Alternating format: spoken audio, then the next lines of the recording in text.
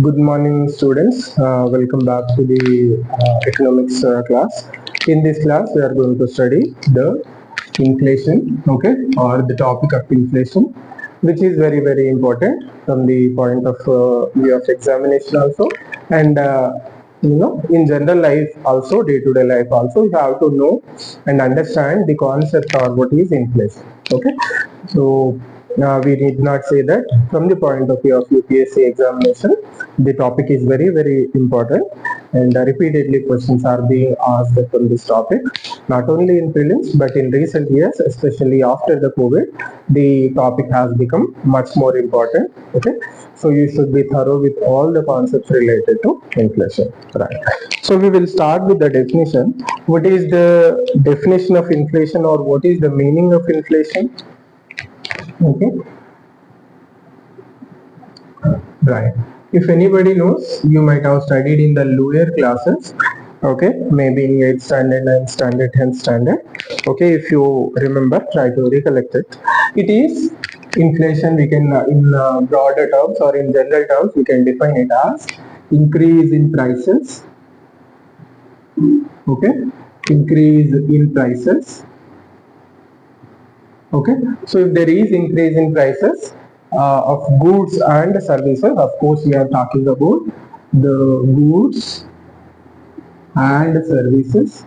So if just there is increase in prices, that will be called as inflation. No, little bit more is there. Okay, so this increase in prices should be sustained, means over a long period of time or over a considerable period of time, the prices of goods and the services shall be increasing. Okay, so instead of simply calling it as increase in prices, you can add one more word also, that is general increase in prices over a sustained period of time, or sustained increase in general prices of goods and services. Then you can term that as inflation. Okay, right. This is the standard definition of inflation. Generally, in normal words, we will try and understand. This is the definition provided, standard definition provided by the economists. You see, over the economy or in the economy or in the market, generally you will see prices of certain goods are increasing continuously over a period of time. You take the example of what is the best example we can take? Maybe we can take onion. Okay, so today onion price is, let's imagine, 20 rupees a kg. Okay, after 2 months it has become 30 rupees a kg. Then after 2 more months it has become 40 rupees a kg. Like that, by the next year, okay, come next year, it may kind of become 60 rupees or 70 rupees kg. Okay, then after that also 1 year also it is still increasing. It is becoming what, 70 rupees, 80 rupees, 90 rupees, 100 rupees, like that continuously over a long period of time. The price of the onion, the price of onions are increasing. Then you will call that as inflation. There is inflation in the economy, or there is inflation in the country, or there is inflation in the market. Okay, so this is the definition of inflation. In simple words, you remember, it is continuously the prices of goods and services that are increasing. Okay, right.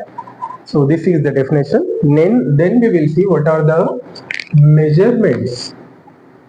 Okay, or measurements, you can call it as indicators also, that are available for measuring the inflation. Okay, so you might have heard these words like wholesale price index, WPI, wholesale price index. Then there is consumer price index, CPI. These are primarily the most important measurements or indicators that are used to measure inflation. What is wholesale price index? Okay, you see, wholesale price index, it measures inflation at the wholesaler level. Okay, what is the meaning of wholesaler level?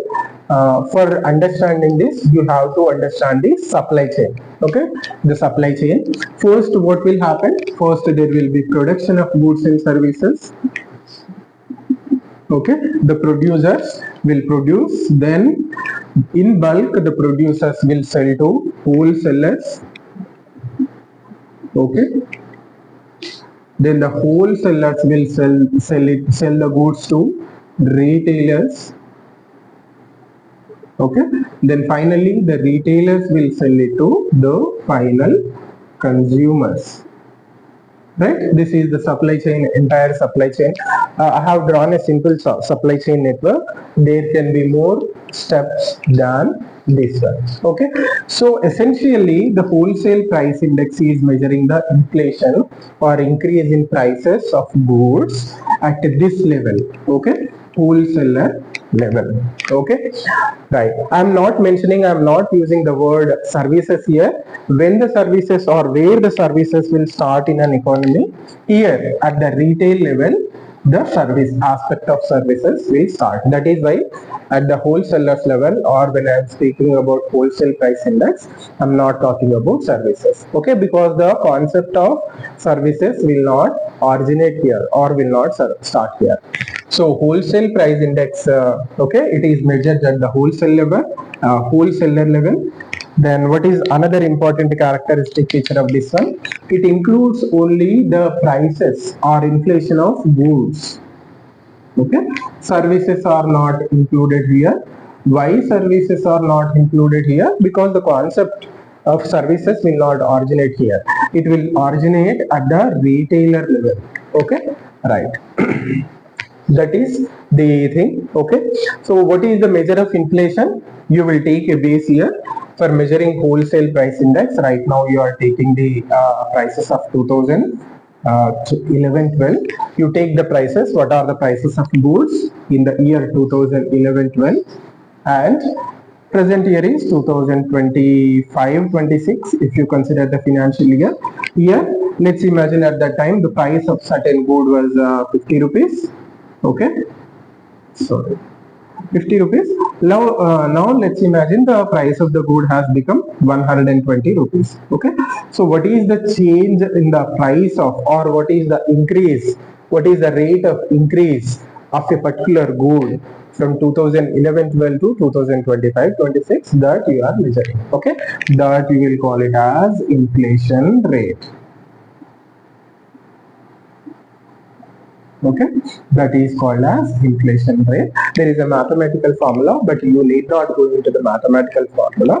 Generally you understand the concept. That is what we are measuring. Okay, right. So this is wholesale price index. Okay, why we have to measure wholesale price index? Why? Because you see in the process of at each and every stage, lot of taxes will be imposed. Okay, at each and every stage, taxes will be imposed. Okay, various taxes, direct taxes, indirect taxes, whatever may be. Okay, I'm not going into the detail which type of taxes are imposed, whether they are production taxes or whether they are product taxes, whether they are direct taxes or whether they are indirect taxes. I'm not going into that. Okay, but what is the advantage or major implication of wholesale price index? You see, though in this at this level the impact of taxes is there, the impact of taxes is very less. Okay, you will see minimum taxes are being imposed here, minimum number of taxes. I am not saying the quantity. Okay, amount of tax, the number of taxes are very less that are imposed by the government. So here what is the advantage when you are measuring inflation through wholesale price index? You are more focusing, or you are getting the actual increase in the prices in production of goods and prices. How much increase is there in the cost of production of goods? Okay, this word is very important. Cost of production of goods. Actual increase in the cost of production of goods you are getting here. Okay, right. Why? Because the impact of taxes is very less here. That is why the wholesale price index is essential from the point of view of policy making for the government. Okay, it is very essential from the point of view of policy making for the government. Okay, right. Why wholesale price index is actually, or to more detailed, it is measuring the actual increase in the cost of production of goods. Okay, then we will come to the consumer price index, other index that is used to measure the inflation in the country. So whole consumer price index, where it is measured? It is measured here at at the level of consumers. When consumers are purchasing the goods, what is the increase in the prices at this level? Then that is known as consumer price index. Okay, so we are measuring the prices, increase in the prices of or when retailers are selling to consumers or consumers are purchasing from retailers, then those prices you are measuring. Okay, so why this consumer price is important? Because what consumers are feeling, what is the increase in prices at the consumer level, that you are coming to know by measuring consumer price index. So this is also important. Why? Because you have to, at the end of the day, you have to see what consumers are feeling, what are the prices, and what is the increase of prices at the consumer level, what is the impact of impact on consumers. That also you have to know as a policy maker. Okay, that is why we are measuring consumer price index. Okay, so that is why you have to know the consumer price index also. Okay, so here also the prices are taken. There is a base year. What is the base year? The base year is 2012. Based on that year, we are comparing the prices at present day and what is the increase in the prices year on year, and that we are saying yes, we are taking it as inflation, and that is known as consumer price index. Okay, you see, this is what you have to know about the wholesale price index and the consumer price index. Okay, right. Apart from this, you see consumer price index is not a single index. You have consumer indexes for multiple things. You have CPI rural. Okay, you have CPI rural. Then you have CPI urban also. Okay, then you have CPI consumer price index for industrial workers or industrial labor. You have consumer price index for agricultural laborers, industrial workers, you can write like this. Then agricultural laborers you have. Then you have, finally you have consumer price index for all, combined consumer price index. Okay, why you have consumer price index like this? Because you want to know what are the price pressure felt, okay, by the rural people. You want to know separately what is the price pressure faced or felt by the urban people, urban consumers. Then within the urban community, you want to know the price pressure felt or you know that is impacted by the impact of increase of price rise on the industrial workers. Okay, especially industrial workers you find majority mostly in urban areas. Then why agricultural laborers? You see predominantly in rural areas, agricultural laborers are there, separate from farmers. So you want to know that specific section, what is the impact of price rise on these people also. Then finally at the end of the day, you have consumer price index for everybody. Okay, in this way, in each and everything what you are taking a basket of goods. Okay, basket of goods, you are taking soap, you are taking syrup, you are taking oil. Okay, everything, generally the goods, okay, generally predominantly used by the consumers, there you are taking these goods which have significance from the point of view of consumer. In the consumer CPI, you have 600 plus odd goods, and you are monitoring the prices of these goods. Okay, how the prices are increasing or how the prices are changing. Okay, then same thing with the wholesale price index also. You have similarly you have a basket of goods here also. Okay, here basket of goods are also there, and services are also there. Services like health services, educational services. Okay, then entertainment, certain services related to entertainment. Then essential services like having a haircut, etc., etc. Those type of services are included. In the wholesale price index, there is no concept or origination of services. So only you have goods. Okay, you are monitoring. You have taken certain goods. Okay, and you are monitoring the price change or price rise in these goods. Okay, Right. That is what wholesale price index and CPI price index are there. But you see, at the end of the day, either the wholesale price index and consumer price index, they are only considering limited amount of goods and services. Okay, that is the, I would say this is the short drawback of these two things. Then if you want to know the complete inflation in the entire economy, there is a separate indicator for that. Okay, that is called as GDP deflator.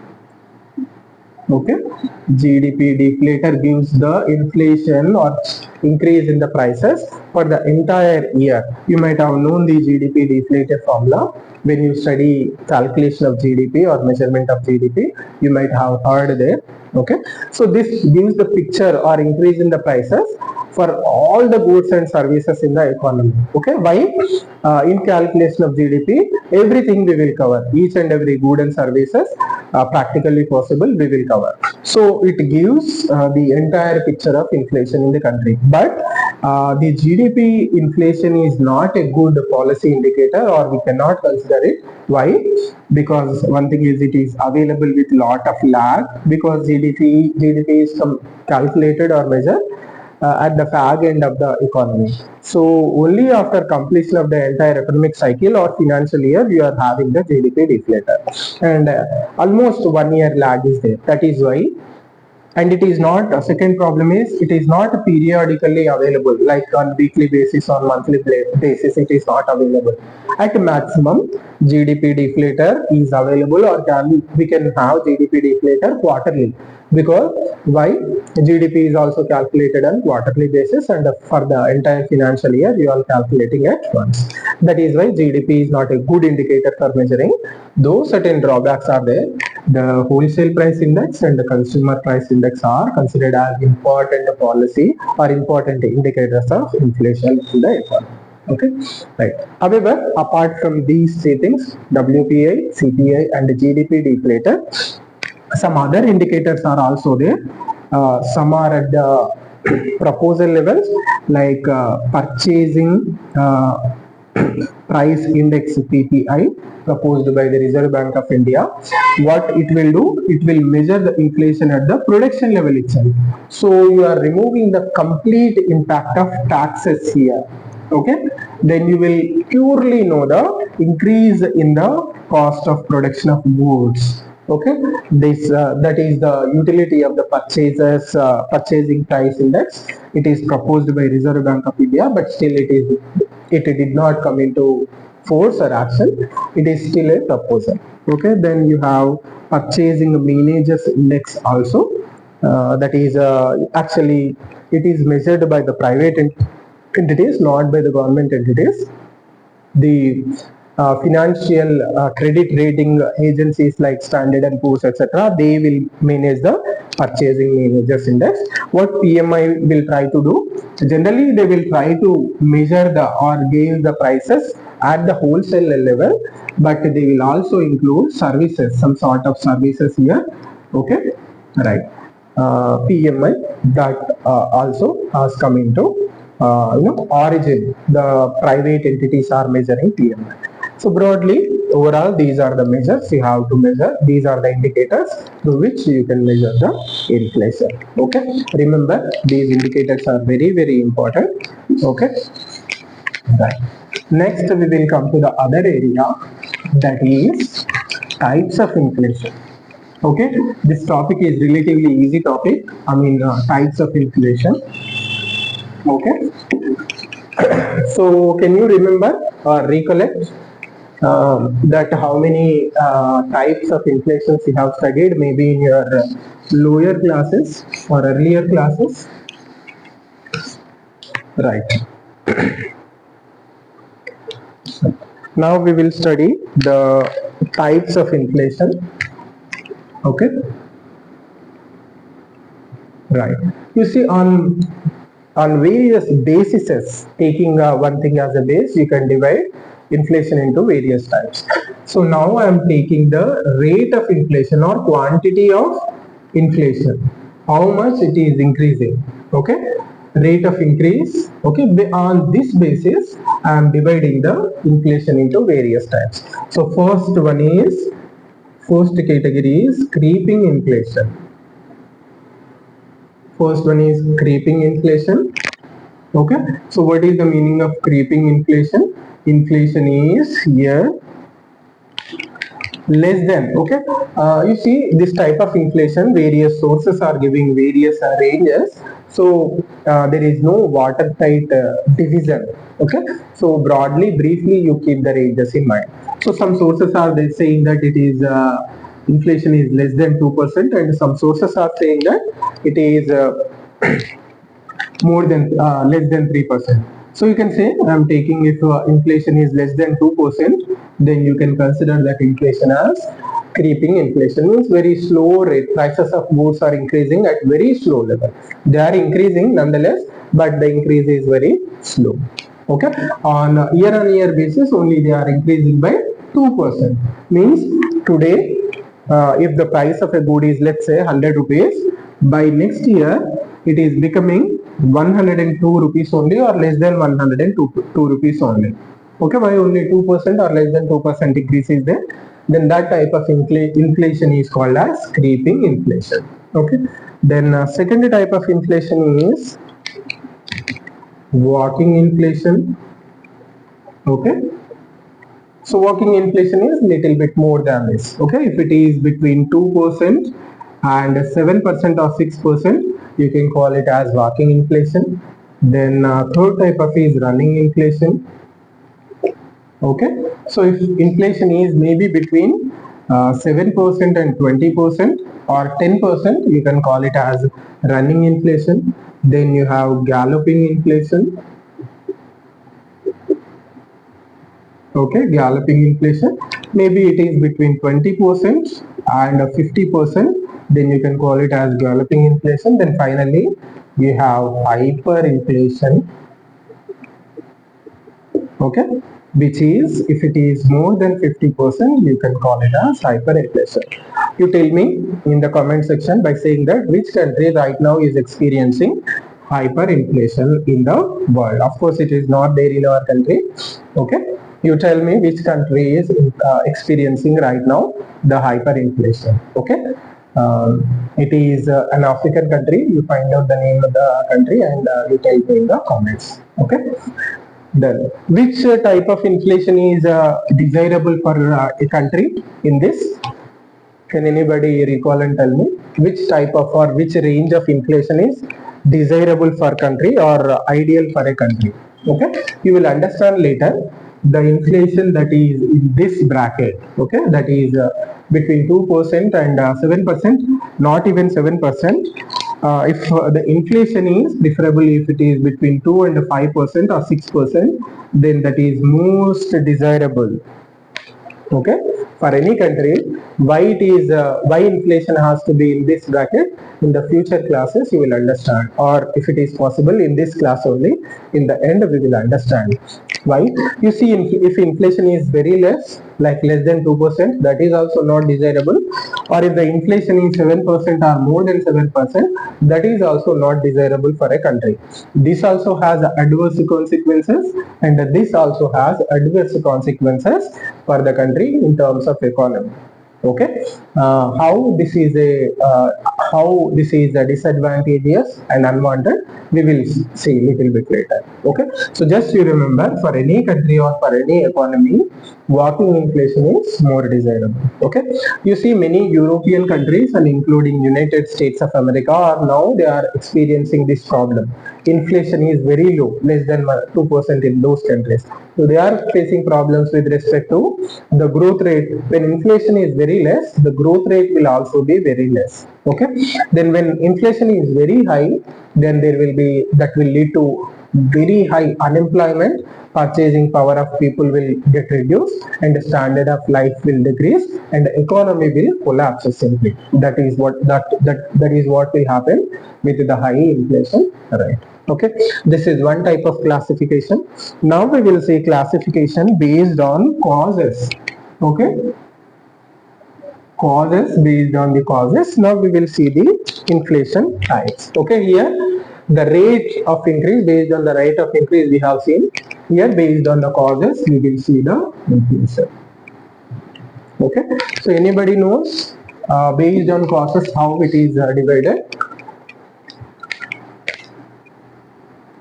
Right, based on causes you can divide into the inflation into various types. First one is demand pull inflation. Okay, demand pull inflation. Right, you might have studied in your lower classes that the market forces, there are two market forces, that is supply and demand. These are the fundamental factors in an economy. Supply and demand are two factors. Okay, so how inflation is being caused here? Because of the demand. Means what? People have more money in their hands and they are demanding more and more goods and services. So the supply is less than the demand. When demand is more and supply is limited or less, what will happen? The prices of goods will increase. The sellers will increase the prices. Okay, so that will lead to increase in the prices. If you have to represent that in a graph, it goes like this. Okay, so if we will say this is the normal rate of inflation, because of the high demand, the inflation curve will be pushed upwards. Okay, so it will go to this level. Okay, that is this curve. Second curve represents the increased inflationary tendency. Okay, so this is demand pull inflation. Okay, how it is causing, how it is occurring?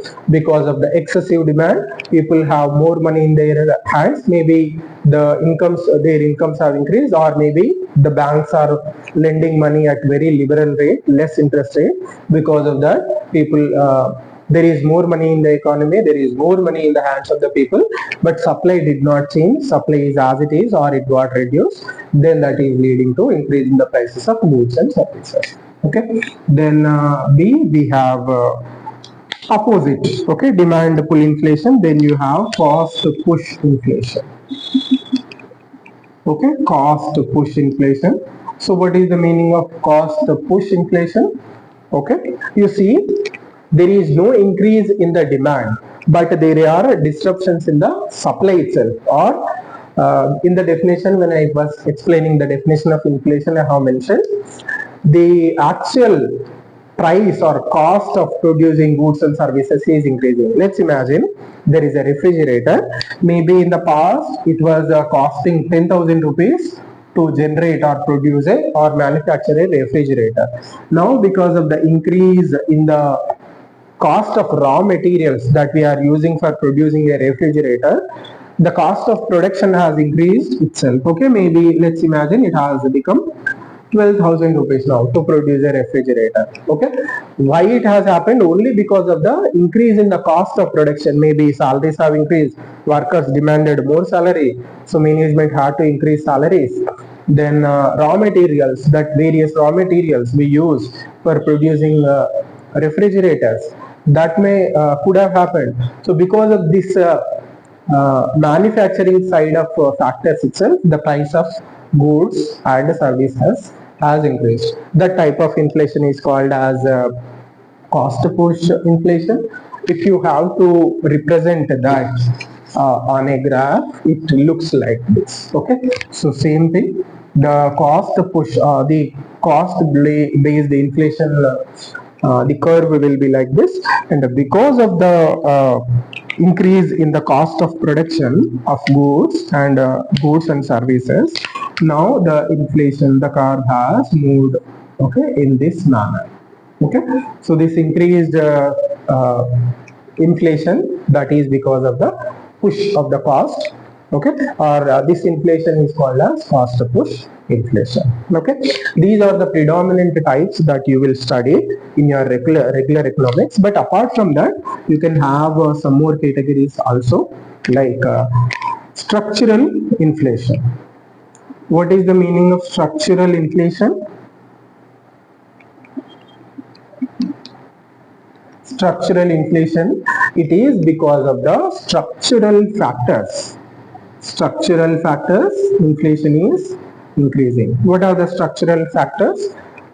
maybe there is disruption in the supply of goods. Okay, then that will also increase in the prices of increase in the prices. Then you see, you are taxing more people, you are imposing more and more taxes on the people. Then the disposable income with the people will reduce. Okay, then that will, I mean, I'm giving an example. Then that will, people will have less money in their hands to purchase goods and services. Then actually in this case the inflation will rise. Let's imagine the government has slashed the tax like it has done in the latest budget up to 12 lakhs of rupees annual income. Okay, there is no tax, there is no income tax. So now the people have more disposable income in their hands. Okay, so they will demand more and more goods. Then inflation may be more because of these reasons. Okay, then that also you will say it as a structural inflation. Then because of the vagaries of monsoon, okay, or vagaries of climate, like if there is very heavy rainfall, floods are there, then they will destroy the crop. Agricultural in the agriculture sector, they may destroy the crops, and supply of food grains will be disrupted, and prices of these food grains will increase. Okay, so the inflation that is occurring because of all these factors, that is known as structural inflation. Okay, then finally you have another kind of inflation, that is imported inflation. Okay, very strange and nuanced one. Imported inflation. What is the meaning of imported inflation? The inflation is occurring in the economy. Inflation is occurring because you are predominantly importing, or you are importing certain goods. Next examples are in our country. For our country, the crude oil, you see, for 85% of our crude oil requirements, they are being met by imports. So in the international market, the prices of crude oil are very high. So high cost thing, crude oil, when you are importing, then that will also lead to higher prices in the economy, because for everything you have to use petrol and diesel to transport the goods. Okay, you have to use it. So then people, you are demanding or you are asking more price for petrol and diesel from the people, and that is resulting in inflation in the economy.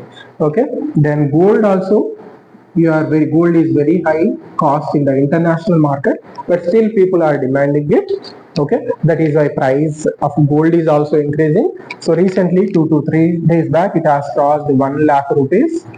Okay, it has breached the 1 lakh limit for 10 grams of gold. So this is also an example for imported inflation in the country. Okay, so these are the types. Based on causes, you can divide the inflation like this. Okay, right.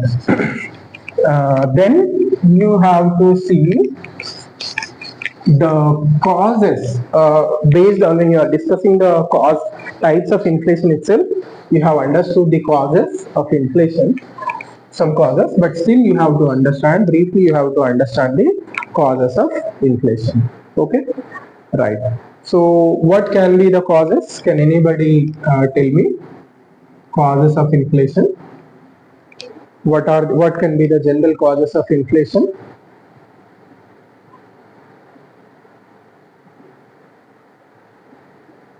Right.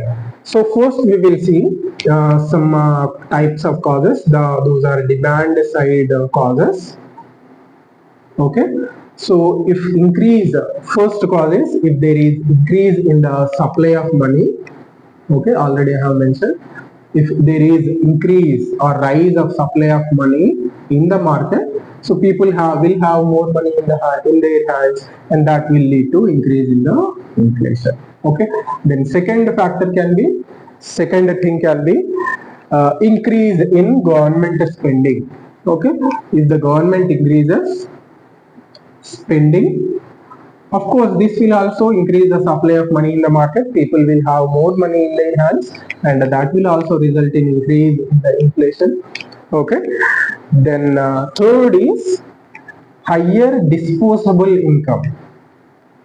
Okay, higher disposable income with the people. Then that will also, then people start demanding more and more goods and services. then that will also result in increase in the inflation. Okay, then we will see the supply side aspects, supply side factors that cause inflation. Okay, first cause is supply chain disruption, like I have already explained. Okay, then also it will result in higher inflation, then higher or rise in input costs, increase in input cost. Okay, this will also result in higher inflation. Then natural disasters. Okay, already I have mentioned. So when there are natural disasters also, that will increase or that will result in more uh, inflation. Okay, right. Then already other things I have explained, like imported inflation, then currency depreciation, when we are depreciating or we are depreciating the value of the currency, or because of the international factors there is a fall in the value of currency, then also it will rise to inflationary, it will give rise to inflationary tendencies. Okay, right. These are the factors. While explaining the types, I have already mentioned them. Okay, and another important area that you have to study is the impact of inflation. Okay, or the effects of inflation. Okay, which is very important area. Okay, effects of inflation you have to study, or impact of inflation you have to study. Anybody knows what is the impact of inflation? Right. Few positives are there. That too, if inflation is in the desirable range or desirable bracket of 2 to 7%, I'm saying, or 2 to 6%. Right. So first, it is useful for the producers. Okay. Producers, it is useful for the producers. Why it is useful for the producers? Because by selling goods and services at the higher level, their profit margin will increase. Okay, profit margin will increase. That is why it is beneficial for the producers. And because of the economic activity, when producers are showing interest and they are producing goods and services, that will also result in GDP growth. Okay, our growth rate of the country will increase. Okay, this is the advantage. Okay, when inflation is on the when inflation is increasing, that too at the comfortable level. Okay, then other benefit is it reduces the burden, reduces the burden of debt, of debt. Okay, that is the advantage of these are few advantages of the inflation. Okay, otherwise when inflation rate is very high or at the comfortable level, okay, sorry, at very high level, that is unwanted. I will explain here itself why it is beneficial when inflation is at the comfortable level, why it is desirable. I will explain it itself. You see, there is slight inflation in the economy. Every year, the producer will be producing goods and selling for higher price, and he is getting profits. So some portion of this profit may be reinvested. Okay, reinvested in the business. When this amount is reinvested, what will happen? The capacity of production will increase. Production capacity will increase. The person will establish a new factory or extend the capacity of already existing factory. So this will result in employment generation. Okay, so more and more people will be employed, and unemployment will reduce in the country. And when people are employed, they will get salaries or they will get wages, and they will have purchasing power. Purchasing power. And the demand for goods and services will be sustained. Why? Because these people who are employed, they are demanding the goods, and so this production cycle will continue to go. Okay, so this is a positive and a desirable cycle. Okay, right. That is why I am saying the always sustained or very low inflation rate is good for the country. What happens if instead of this is in bracket of 2 to 7%, let's imagine it has become 20%. Okay, let's take like that. Of course, when inflation is very high, the profit margin for the short period of time for the producers, it will be very high. Okay, high inflation, the case of high inflation I am explaining. Only maybe for the short term, the person might be experiencing profits, but in the long term, what will happen?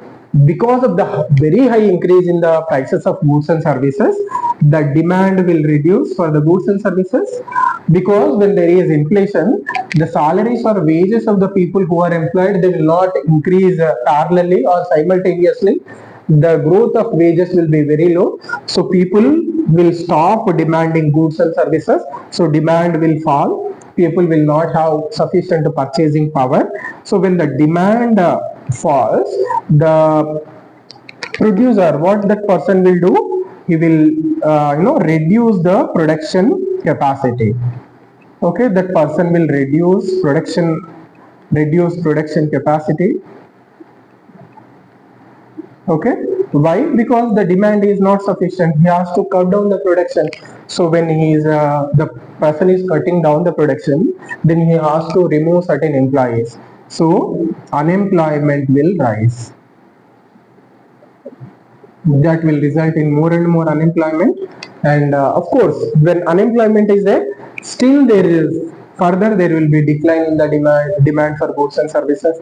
Then further there will be decline in production or slashing of production. Then further it will lead to unemployment. Then this problematic or unwanted cycle will start. One more disadvantage is also there for the producer. Though for the short period of time when inflation is very high, the producer might have experienced the more profits, but one more catch is also there. When prices of goods and services are increasing, the prices of raw materials will also increase, so he has to pay more for the raw material, so that is a loss for him also. That is why very high inflation is unwanted for the country or unwanted for the economy. For nobody, the higher inflation rate is desirable. Okay, for the economy also, for the businesses also, or for the individuals also, high inflation rate is unwanted, it is not desirable. Okay, right. Anyhow, these are the effects, positive effects I was explaining. When the inflation rate is at a desirable level, these are the advantages. Okay. Now we will come to the disadvantages. What are the problems with the high inflation rate or negative impacts of inflation rate?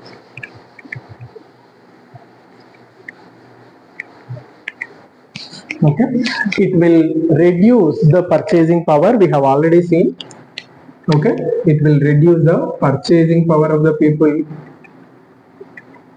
Okay, and this negatively, very severely impacts the poorer segments of the society, especially poorer segments of the society who have fixed incomes. Okay, fixed incomes.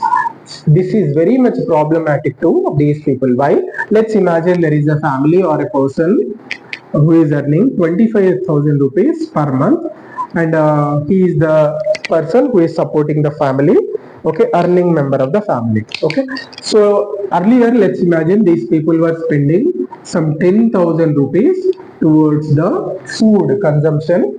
Okay, from the 25,000 rupees. Okay, let's imagine there is 20%. Okay, 25% inflation rate in the country.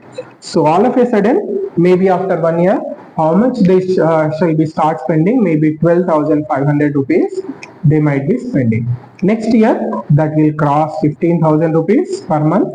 But do you think the salaries will proportionately increase for these people? No, they will not increase. Okay, so from the fixed income itself, they have to spend more and more money only towards the consumption. Okay, consumption of food. So do they have sufficient money for spending on other aspects like education, health, etc., etc.? No. So towards that aspect, their spending will get reduced. Okay, and they cannot save. So in that way, the standard of life of these people is being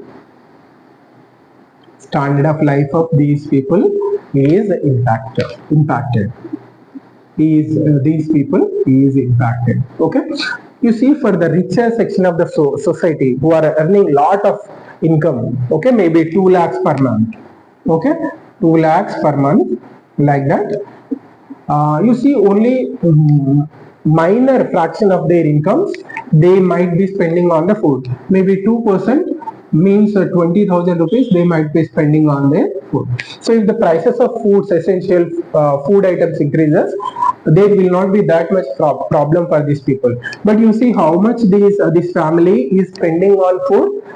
25,000 in that 10,000 means it is more than approximately 40,000, approximately between 35 to 40% of their income they are spending on the food. So when food prices increases, they have to, maybe have to spend 50 to 60%, okay, maybe 50 to 60% of their income on food. So that will have a devastating effect on that family which has fixed income and which negatively impacts the standard of life of those people. That is why inflation is very disastrous for the people, especially poorer sections of the society, and especially who have fixed incomes which are not indexed with the inflation. That is why inflation is called as unimposed tax. Okay, high inflation is called as unimposed tax on the poorer sections of the society. Okay, so actually you did not impose tax, but it is like a tax for them.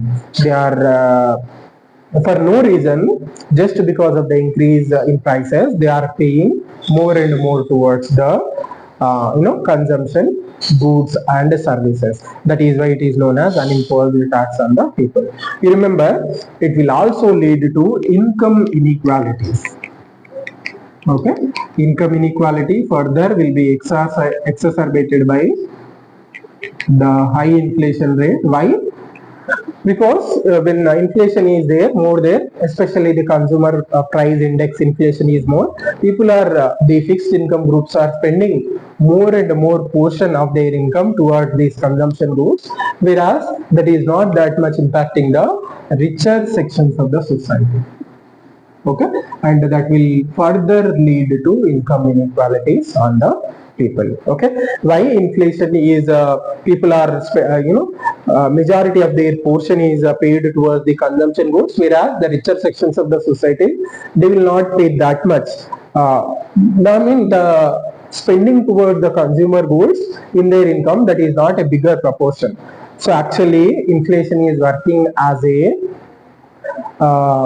not proportional tax, but it disproportionately impacting or adversely impacting the poorer sections of the society more. Okay, so in the economy, what is the desirable taxation? It is proportional taxation. As the incomes of people are increasing, you have to impose more tax on them.